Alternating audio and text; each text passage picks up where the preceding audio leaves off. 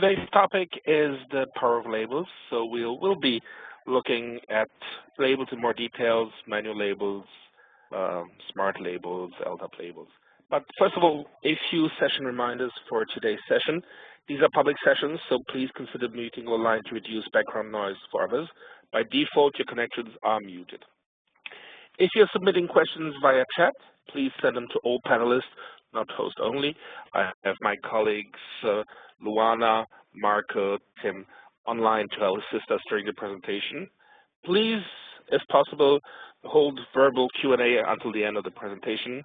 And for any questions which are not related to today's topic, please hold them until the end of the presentation so we can have it more focused on our topic today, or keep it for another session.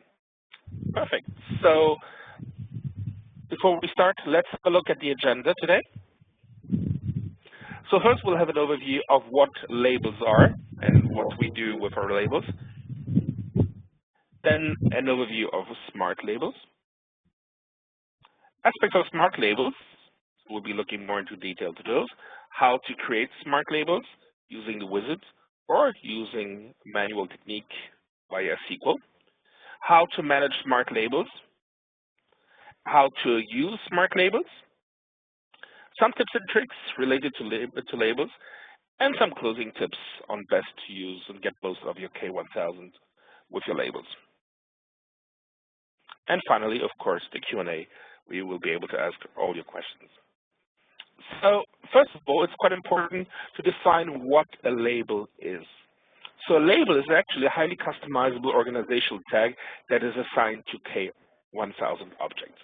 So in layman's terms, it is a way of organizing your devices, your patches, your software items in an order where you can have a better overview or where you can assign tasks to them. So the purpose is the grouping. So we're going to have, if you have up to 50 machines, you can still have an overview of what is going on. But if you have more than 50 machines in inventory or more than 50 pieces of software, it is very, very difficult to keep an overview. So grouping them together by different criteria is the best way to go. So we will see what kind of criteria we can apply. Typically, it's going to be operating system type, location, software version, or other elements you want to see. We have three main types of labels. We have manual labels, where we assign per hand a certain criteria to an object. This is static, and anytime we want to add another machine or another object to this label, we'll have to do it by hand. LDAP labels, we won't be looking much into LDAP labels in this session because 2 weeks ago my colleague Peter did a presentation and you will find it in the KKE archives, but the idea is the same, connecting to an Active Directory and importing groups, security groups, in order to assign machines or users to those machines. Finally, and probably where the K1000 shines best, are the smart labels. So this is where we'll be focusing most of our time on. I will also show you some cool aspects of some cool tricks where you can get most out of your labels. So a label, by definition, is actually assigned to an object. So we don't specify the object, we specify a set of criteria and they get applied to those objects. So this is very important to understand, is that we don't select the machines, we select the criteria, and case will automatically apply those machines. This criteria to the machines which meet those criteria. This is very interesting because it allows us to add a new machine to our inventory, and if it matches the criteria of that label, it will automatically be added to that label. We have different kind of uses for labels. So first of all, permanent. Those are elements which are not changing environment. Consider a serial number or a software title. Those will not change during the life or the use of your machine. Your machine will still have the same serial number, software is still going to be called the same. Those are called permanent. Then we have some element which we consider potentially transient. So those are going to evolve. Consider, for example, how much hard disk space you have on a machine, or, for example, if your machine is moving from one location to another, on which IP range it will be. So these are potentially evolving, and we can, of course, manage those and use them for labels. Finally, transient. those are elements which are evolving quickly, like for example, new machines being added to your inventory, or software missing, or patches, which is probably the one evolving the most. So the purposes are really identification and organization. Know what you have a visual view. Use it also for reporting. We'll be having a look at reporting, how we can use labels for reports. So this allows us to have a higher level of granularity and a better vision of what we are doing. Finally, automation of tasks. Because we can define the target machines we will be applying changes, we will be applying patches to. This allows us to target the right machine. This will also allow us, for example, to be compliant with best practices, where, for example, when you deploy a piece of software, you first want to do it on a limited set of machines, like your lab machines, then on a limited deployment with users, test users, then maybe deploy department after department. So this allows us also to follow best practices.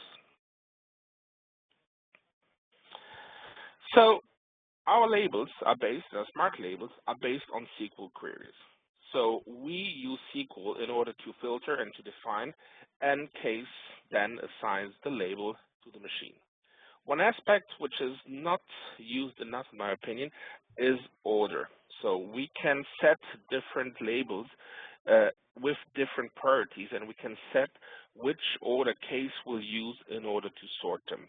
As an example, I will later on be using an example where we first define a location, and then under this location, we will define different types of machines.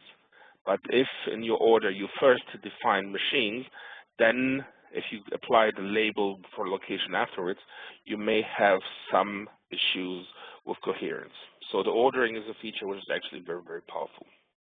Metering, as you know, with our K1000, we are able to see how often a program is used, meter the use, see if it is worth keeping or not, and we can, with the labels, target the machines we want to monitor. One thing we very often see at the beginning is many of our customers applying metering to far too many machines and all machines, and also applying metering sometimes to applications which do not really require metering. Metering really makes sense for applications where there's a cost associated or an efficiency within the company which justifies checking whether we really need it or not, or whether it is used or not. And it may, for example, not make sense to monitor Outlook or Word. Application control devices. This will allow us to block the execution of specific programs. Again, we'll have a very quick look at that.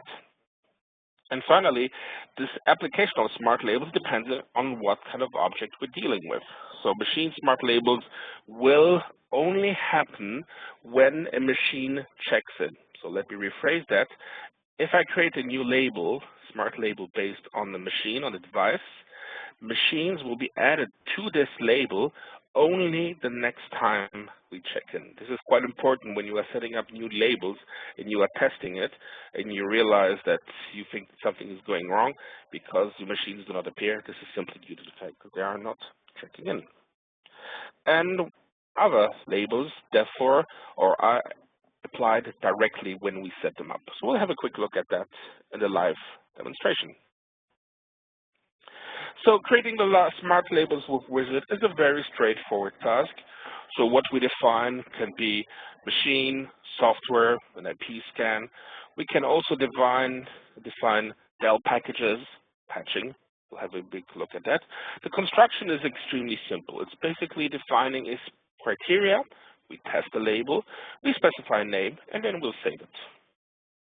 What we can do, and which is very powerful, is we can set as many criteria as you want. You may remember from previous versions that we were limited to 4 levels. Now we can add as many levels as we want. And we can also group our labels by different criteria, so we can create labels. And we can, this is also very interesting, re-edit. So we can re-edit our wizard. We can therefore maybe change one criteria, duplicate the label, and therefore very quickly have a subset of labels with high granularity, but still being sure that they will work and that they will be working together. We can also create smart labels manually. So for that, we're going to use a tool, an external tool. Typically, it's going to be Deltoad or MySQL Workbench, on which we can test our query. And we will create a manual label or create a smart label and include our coding. I will show you an example of that. This allows us to give us very powerful labels and also use the full power of MySQL. Duplicating, as I said before, is a very, very powerful tool. So once you created an original query, you may want to add variables. Let's think, for example, where you create a label identifying the machines where the warranty is going to expire in the next 90 days. It is extremely easy to make a duplicate of it and create a label where the machine's warranty will expire in 180 days. You still have two labels with specific values, but the work of creating the second one was thus changing the value. I will also show you on one of MySQL labels how to do that. So managing, one thing which is extremely important and would show the power when you do management of labels are naming policies. When I ask my colleagues which naming policy they prefer, I will mostly have as many naming policies as I have colleague trainers. So we'll have a look at a couple of those. I can show you the ones I prefer. We can then maybe later on discuss the ones you prefer. But naming policy is extremely important, not only for understanding what you have, but also understanding the fact that you may be on vacation, one of your colleagues may be taking over your role or accessing the same machine, and if they don't understand what it is, then you're going to have a big problem. I recently had a customer who had 700 labels in his machine, which had been set up by about 10 different people, and it was absolute chaos, and possibly the 90% of the labels were copies or redundant. So keeping an organization and having naming policies is going to make your life extremely easy. In the same sense, adding notes on your labels is a very useful thing. Use it, therefore you can share information, you can know what was done, maybe what version it was, but this will allow you not only for yourself, but for your colleagues to have more clarity of what you're using. Finally, grouping labels, that's also a very powerful tool which allows us to organize our smart labels. The same thing is, when you have a few labels, it is very easy to have an overview, but when you start having dozens, hundreds of labels, the more precise, the more you can organize your view, the better it will be for you. So that's going to make your life extremely easy. Finally, if I want to delete labels, this is extremely important to follow always the certain number of steps. So the first step is to remove all relationships with your labels or other objects, and then remove smart label and manual label. So in any case will block you from deleting a label if you haven't removed the relationships, but the steps are always remove relationships with our objects or devices, then remove the smart label and remove the manual label. So this is something you will have to follow in order to delete the labels. So applications, we can use the limit deploy to. So we can target machines. We can select which machines we want to sell it to. Again, this is for following best practices. What we never want you to see is select deploy to all machines. This is one of the big no-nos. We know the temptation is big, but always follow best practices, have lab machines, then limited distribution to test users, then select division after division. Please try avoiding big deployment to everybody in one go. So using target and limited is very good.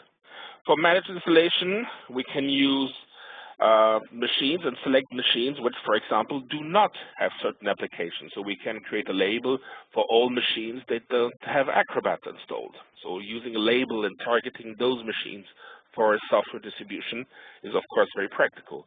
The same applies where we can target machines which have an older version of a software. So the label allows us to target specific those machines. Patching, of course, labels are vital for patching. because we can define which patches are required for what machine and which criteria. So we may set whether they are critical or not, whether they have been applied or distributed after a certain date, whether they may impact a certain operating system, whether they are critical or not. So using it for patching is extremely powerful. And reporting. Of course, we can use our labels in order to filter our machines and select specific characteristics out of our machines for the reporting, or labels, use the labels to have more specific reports. We'll have a quick look at that together. So there are a couple of smart label tricks. For example, identifying new machines. So we can identify new machines, for example, by defining when the OS installation took place, or when the agent is connected. We can also use a technology called breadcrumbs. We mostly use that with the K2000. When we set up a new machine, we will set up a post-installation task where we create a registry value. And this unique registry value, we can then later on find it out as a custom inventory field in our K1000, and therefore create a label based on that value. And we can then identify all the machines that have been installed with a specific version of a scripted installation. This is very, very useful for identifying specific deployments. So we can also use baseline labels and then combine those labels to go in a more detailed way. So we can absolutely go from, for example, a Windows machine, which would be a main label, and then add sub-labels like laptop and older than 2 years. There, again, the order is going to be vital. If you don't set an order, and I'll show you how to do that, you will have problems. So ordering the way in which your labels are dealt with is actually very, very important. Finally, identify specific machines with specific software versions. This is absolutely important, so we can use, and those are used in text fields. So we'll have a look at that together. So in closing tips, I think there's nothing much to discuss about it, more than to show, I will show you live on the machine how to use those labels, and we'll have a look. And we'll find out a roundtable and a demo. Well, the roundtable is going to happen after the demo. So just my colleagues from the panel, have there been any questions during that? They've been very, very fun. Not for you? Perfect. Anything in the chat rooms? No, nothing in the chat room that I can see. Perfect. Question. Okay. So let me first start off by the most easy one, and the actually quite underestimated one, which is a manual label. So creating a manual label is probably the easiest thing you can do. You can select a couple of machines. Imagine, for example, your lab machines. So your lab machines, you could identify them. Let's say I'll take this one, and this one, and I will very easily just add a label. And those are my lab machines. Extremely easy to add, but it is, of course, static. That means that if I want to add another machine to that group, I must physically select it and apply label, and then select lab machines and apply my label.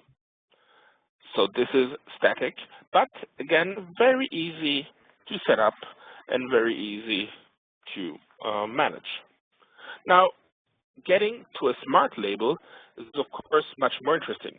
So you could add various criteria. So, for example, all the machines in my inventory which are based on Dell. So I could have, for example, system manufacturer equals Dell. We'll see here that we're going to have a little issue if I test it. I'm going to get 0 machines. Why? Because actually we named them Dell Inc. Test it. There I find my machines. the temptation is very quickly to go and select contains. So if I select contains and just use del, there I find all my machines, including this machine, which actually is an old machine, and where del decided not to use a period at the end. So this would be the easy path. Let me warn you against using the contains expression. Why? Because it actually slows down the way your queries work. If you have a few labels, you will probably not notice any impact. But if you have hundreds of machines, thousands of machines, and you use contains instead of equal, it will actually massively slow down the way your machine, your K1000 is going to work. So for example, this example where I need to find machines which are both del inc with a period and del inc without a period, it will be actually more efficient to create a label which would look like this, equal del inc with a period, add an or, and again, system manufacturer, del inc. Now I have my 6 machines. This, although it is a little bit more work, on the grander scheme of things, will massively improve the speed of your case. So this is a little trick. Try to avoid as much as possible contains. We will see that in some labels, it is simply not possible to avoid that, but just keep it in mind so that we have it inside. So here I can just now create my labels. I can, for example, and there my naming policy could be very important. I could, for example, start with D for devices, but I have some colleagues who do, for example, hardware. So let's stay with D. And then, for example, I could call that del machines. So I can just create my smart label based on that. So just copy this. So I have my machines, the del machines. If I look at my inventory and filter on this label, you see that right now the del machines, I only have one because this machine checked in a few seconds ago. So this is, again, one very important thing when we are using labels based on machines. The machines get added every time we check in. So we'll be looking at it later on, but you see right now that although we have this label, we only have a single machine coming in to it. So this is something which is quite important. So my label is there, and I could create actually a sub-label. So let me just copy the name of the label and create a sub-label based on that. So I have my smart labels, and I have my del machines. Let me now create, for example, a smart label based on that value. So I could, for example, use a machine where label name equals del smart machines, and I could add a line where, for example, I could say RAM, total RAM, is bigger than 4096. So therefore, I could create a label based on that original label, but with a granularity where I have my machine with more than 4 gigs. So I can just test it. Right now, it sees only one machine, again, because it is based on that label and it hasn't been populated that. But now I could create my new label, which could be D, for example, then, for example, del machines more than 4 gigs of RAM.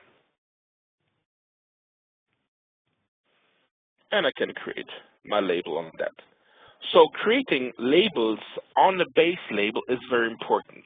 But if you are doing that, you need to set the order. And this is actually very important. So we just need to go to Home, Labels, Smart Labels, and Order Labels, Order Device, Smart Labels. You will see that all have the same number. What I need to do is I have my Dell machines, so this is going to be the most important one. It keeps the lowest number, and I can add, for example, this one, which is Dell machines with more than 4 gigs of RAM, and I can just say, for example, this one will be 105. It has a higher number, therefore it will be dealt with in a lower priority. The smaller the number, the first it will be in the sorting area. I can save this. So this is quite important. If you create labels which contain sub-elements, you need to be able to modify them and go on them. Again, a label, if I have created it, I can go into it, and I can use my original editor to modify it. So I'm able to change any value, so I could be able to add an additional criteria line for my machines and use it. So this is also very practical because I could use it and then I could create a new label based on that. There are other functions for smart labels which are quite powerful. So let me just go back to my view. For example, I could use regex. So regex is actually a very powerful tool for creating a label. And for example, I have been given this by my boss. My boss has given me a list of machines, and these machines, actually, I need to create a label based on it. Imagine a list with hundreds of machines which are just comma separated, and you need to create a label based on that. That is actually very, very easy. What you need to do is replace the comma by a pipe sign. So this is very easy to do. You take any editing tool and you replace your comma with the pipe sign. You do replace all, and you have your criteria. You can just copy it now and use, for example, system name. System name, and you can meet a regex where you can paste that. I just removed the last pipe. You can test it, and you have your machines in that label, and now you can have your smart label based on that regex. So I can now create a regex. So again, it would be something like device machine according to regex list, and I can create my label based on that. So you see that using a regex is a very powerful tool. The only little trick, again, just get your CSV separated file, or you, for example, can use a case report, which is generated as a CSV file, and just replace the comma with the pipe, and then you use it as a regex entry. I could, of course, also create manually a regex entry where I could just, my smart labels, create a new smart labels, for example, on software title, and I could create a regex with machines that do have, for example, iTunes and there we are, Acrobat. So this would be actually quite a pain to write manually, but I could test it. And here actually all my machines that have both iTunes and Acrobat on it. You could imagine band programs, or you could imagine other applications, but using a regex would be also something like that. So it allows you to use this as a filtering. Another way of using labels is using direct manual labels and using SQL. So one word of advice, use an external editor. So in this example, for example, I'm using Dell Toad for my SQL. This is a free tool you can download. You can, of course, also use MySQL Workbench. And this is a little query which is actually looking for machines on which services there's at least a service which is stopped. So we could use that with more granularity for defining specific services to be stopped. But this is a very simple query, which we can write in this tool, which is extremely easy to use. And we can then use this query, verify it, and then paste it into case. So how we do that? Very simple. We copy this query document. We go into our case. And what we need now is to create an empty shell, an empty label, which we'll be able to do. So we can really take anything we want, so any criteria, even printers, whatever, and we just create a label. So we could call this one, for example, device and matching MySQL query.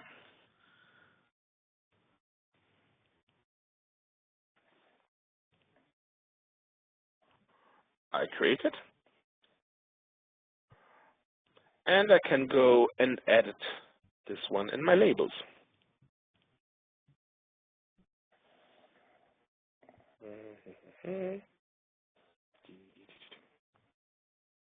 There we are. And this one, I can just paste my code, which I created in code, into this label. And now we have a smart label, but which is based on the content we developed or we tested on another tool.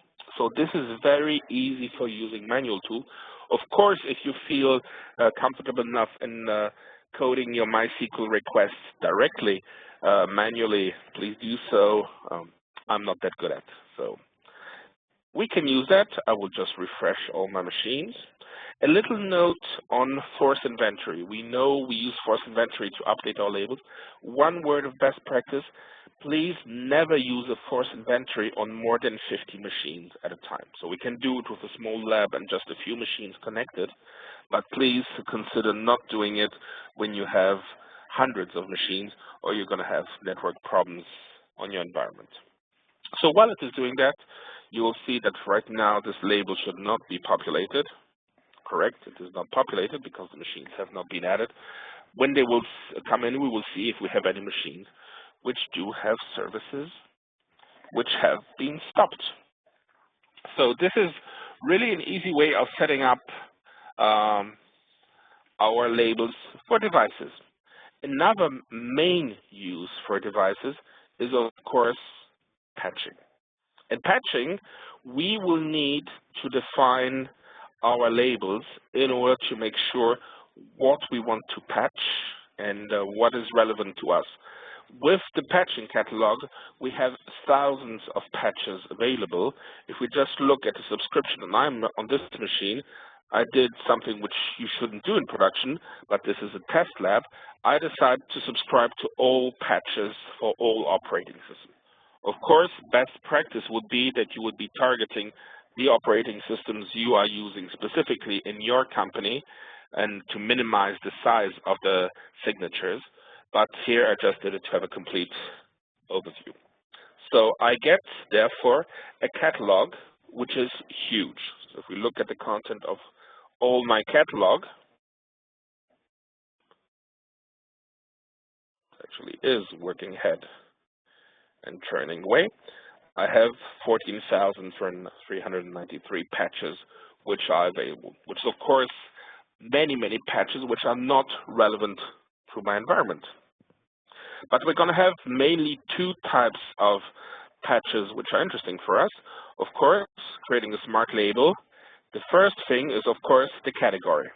So we have two main categories, which are either operating system or application.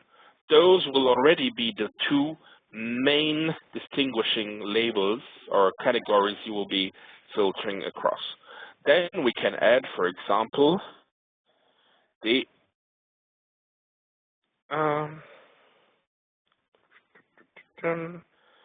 operating system, and we can again go very granular. So, for example, I could be selecting Windows 8.1 or SP0.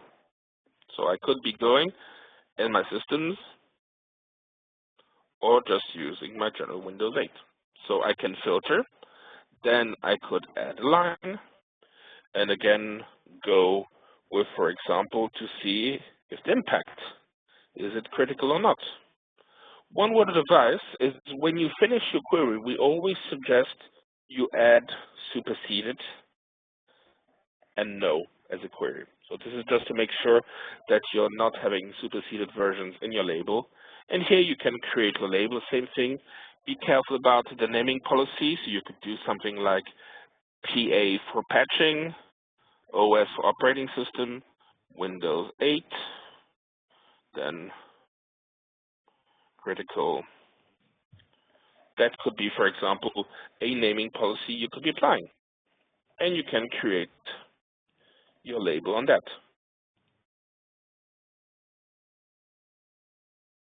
So the same thing could be applied, for example, to an application where you could be looking, for example, at a vendor. As much as I said at the beginning that you should prefer to use equal, just be careful that at times, especially with patching, using a contain may make more sense because sometimes the editors do change the names and we see a couple of things which produce strange results. So for example, using a contain for Adobe may make sense because you see also that it is Adobe Systems Inc. At times it has changed. I know that Microsoft also changed the name a couple of times, so just be careful about that. This is probably one of the few times where it does make sense to use a contain instead of an equal when you do run a query. So then you also have your impact critical, and you can test this one. And we see that we also have 102, so there I can just now give it a name. Again, it could be patching. Now this time it should be something like application, Adobe, and critical. And you could, of course, test it. Create it.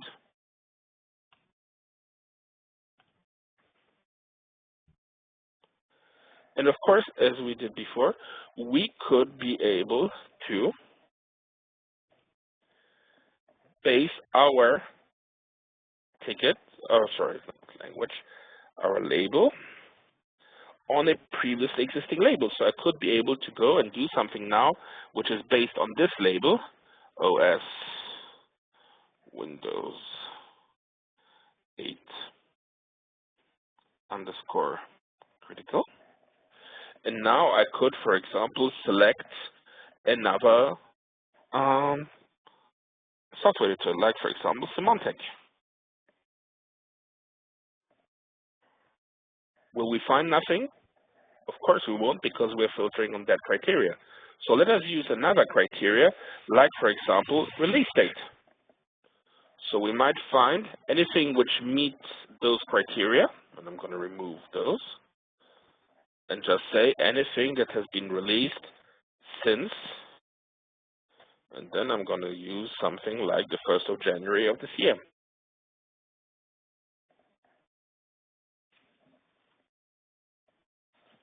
And I can just modify my new label and call it patching OS underscore Windows 8.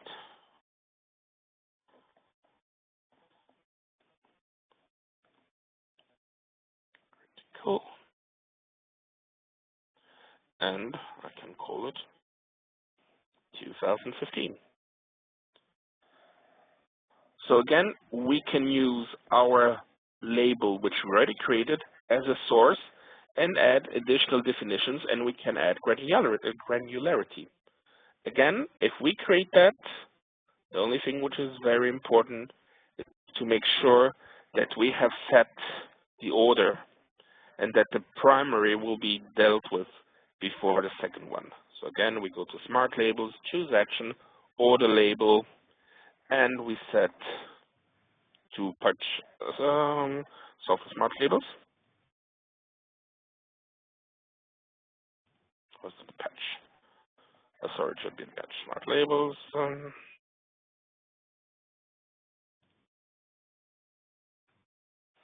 And here we need to set, this would be our primary one, so we can keep that at 100, and set this one at 105. And we can save it. So again, using smart labels. Please don't forget that you should also be using smart labels on your catalog in order to target it more precisely. You go to your subscriptions, and you define your labels, download patches from selected labels. This allows you also to make sure that you are getting the software signatures and definitions for the proper elements.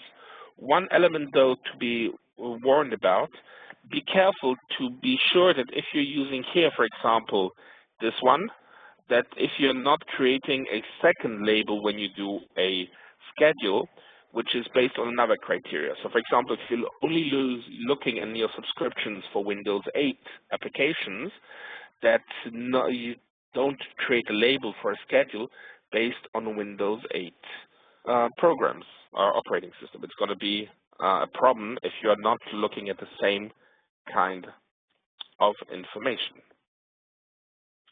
So patching, finally, can also, or labels can be used for reporting. So for example, if I create a label based on my machine, so for example, I want to create a very simple report called My Machines. The category, I'm just going to put it the test. It's going to be based on devices. And I'm going to make a very, very simple report where I just want my system name. I maybe want just my BIOS serial number. And I just want maybe this size percentage of capacity available on my machine. So this is really plain vanilla test. I go next. I define the column order. I'm not going to change anything on that. The sorting order is not something I'm going to affect either. And I can use a filter. And actually, I can use a label. And I can then use my labels in order to filter. And for example, let me just get my memory is not perfect. I'm going to use my manual label, which was Dell, for example, lab machines. Lab machines. So very simple. I create my label based on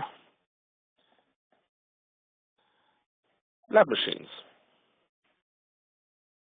And I save it. And now I can just run my report.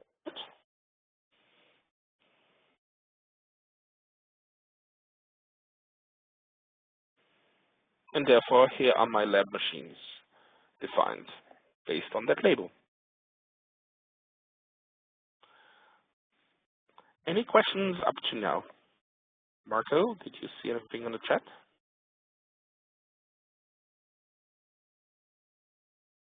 No, nothing on the chat. And Thomas.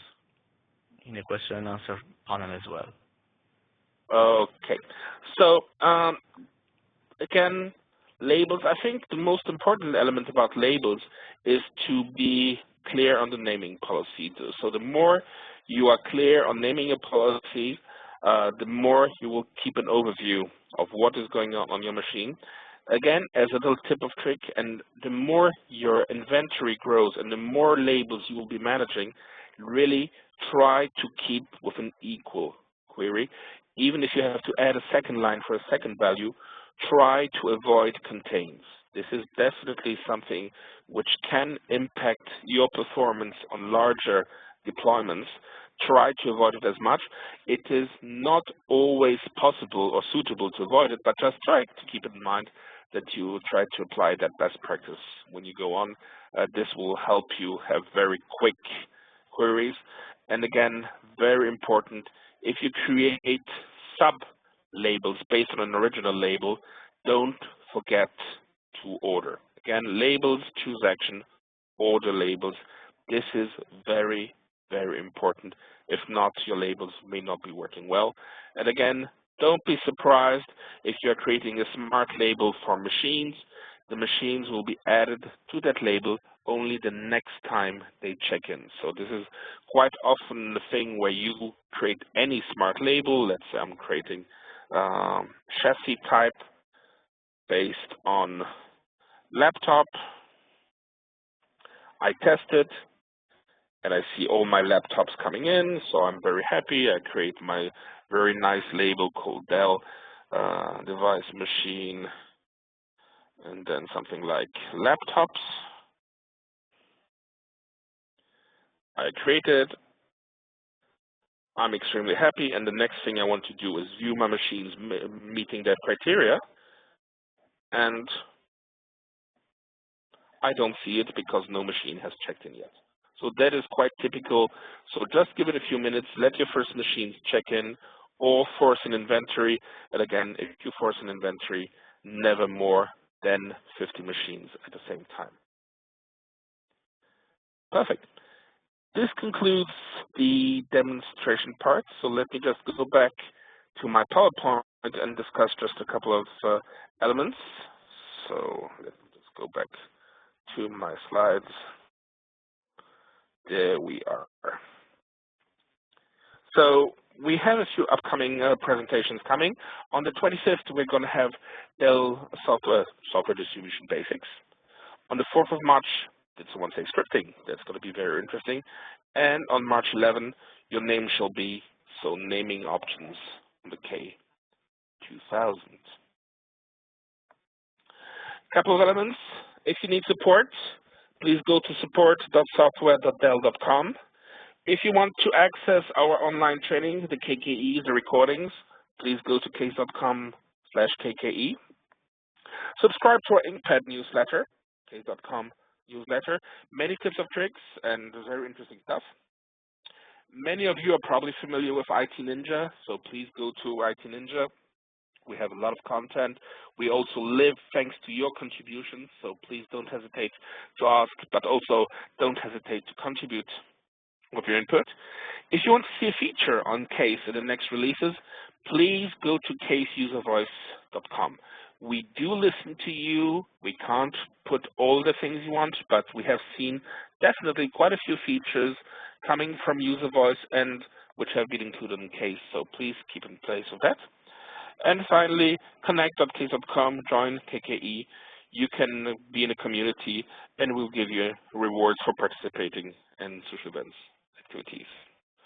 Just as a little background, today we've been using a K1000 version 6.2.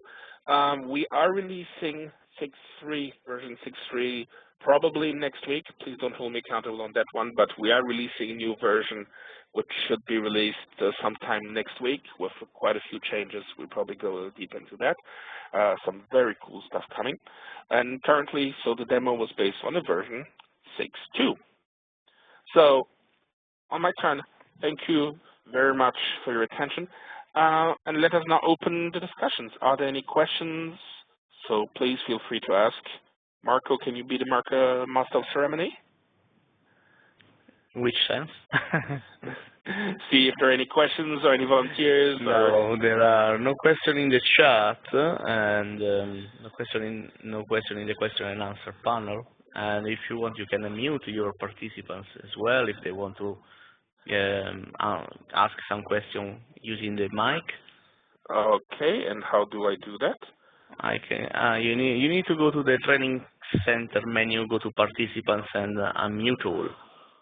Unmute all. Bingo. So now you may all ask your questions. Please don't hesitate, don't be shy. Yeah, that's my answer. Right there we go. Any questions? Okay, so then Brian, this is another one here, so but I gotta be distracted. Okay, so I don't think we have any questions, so thank you very much for your attention, and you will find this KKE as all the others very soon on the case.com/KKE. Thank you very much for attending this session, and hope to see you soon in other presentations. Thank you very much. Have a good day. Thank you. Bye-bye. Bye. Thank you.